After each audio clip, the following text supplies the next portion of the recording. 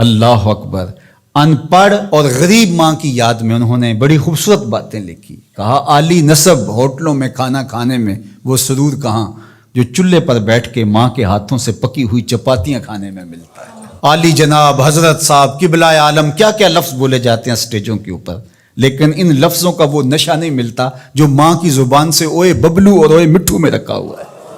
ماں جب یہ کہہ کے پکارتی ہے تو لگتا ہے کہ سارا پیار سمٹ کے ماں کے لہجے میں آ گیا ہے، لفظ نہیں ہے، ماں کے منہ سے شہد ٹپک رہا ہے۔ ماں جب بولتی ہے تو اس کے لہجے میں جبریل بولتا ہے۔ ماں جب مسکراتی ہے تو لگتا ہے جنت کی ساری کلیاں کھل اٹھی ہیں۔ ماں جب پیار سے دیکھ رہی ہوتی ہے تو لگتا ہے عرش سے رحمتیں اتر رہی۔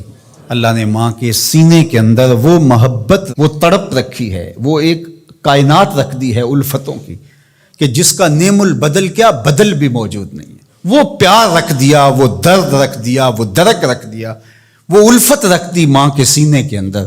ایک شاعر ہوا تابش، اس نے ماں کے پیار کو کتنے خوبصورت پیرائے میں بیان کیا۔ ایک مدت سے میری ماں نہیں سوئی تابش، میں نے ایک بار کہا تھا مجھے رات کو ڈر لگتا ہے۔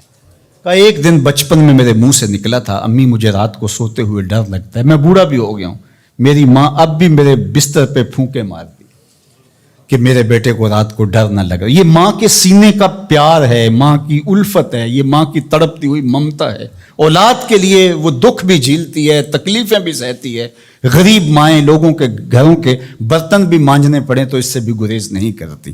شہر میں آ کر پڑھنے والوں بھول گئے ہو کس کی ماں نے کتنا زیور بیچا ہے۔ اس لیے ماں کی کمی انسان بڑھاپے میں بھی محسوس کرتا ہے۔ کبھی ایسا نہیں ہو سکتا کہ انسان کہے کہ کوئی بات نہیں اب میں بڑا ہو گیا، مجھے ماں کی کمی محسوس نہیں ہوتی۔ بوڑھا بھی ہو جائے انسان جو ہے وہ سب سے اونچے منصب پر بھی بیٹھ جائے، میں اور آپ کیا، میری اور آپ کی حیثیت اور اوقات ہی کیا۔ امام الانبیاء حضور ختم المرتبت صلی اللہ علیہ وآلہ وسلم حجرہ انور سے نکلے اور جو ہی حضور نبی رحمت صلی اللہ علیہ وآلہ وسلم مصلی پر تشریف فرما ہوئے تو حضور کو دیکھ کر کے تمام صحابہ ادب سے کھڑے ہو گئے۔ جو ہی یہ امٹتا ہوا پیار دیکھا تو حضور کی نظر پلٹ کے کئی سال پیچھے چلی گئی اور ابوا کی وادی میں اپنی ماں کی قبر پہ کھڑا ہوا اپنے آپ کو پاتے ہیں حضور۔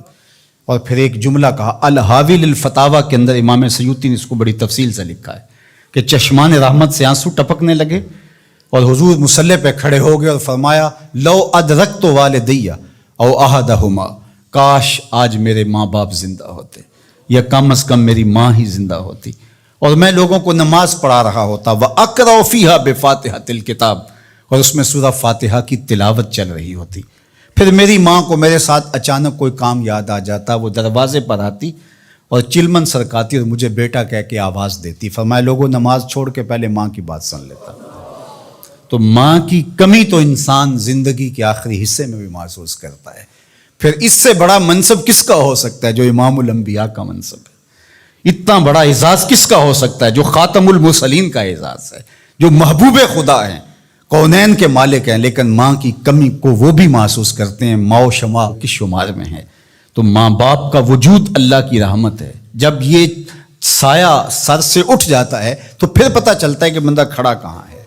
جب گھنے درخت کے سائے میں بیٹھا ہو اور وہ درخت ساری دھوپ اپنے پتوں میں جذب کر رہا ہوتا ہے اور نیچے بیٹھنے والے کو چھاؤں فراہم کر رہا ہوتا ہے، اور اس سے نہیں پتہ ہوتا کہ جو مجھے چھاؤں دے رہا ہے وہ خود کتنا جلس رہا ہے، لیکن اچانک جب سایہ ہٹ جائے اور بندہ کڑی دھوپ میں آ جائے پھر اسے احساس ہوتا ہے کہ وہ سایہ کتنا غنیمت تھا۔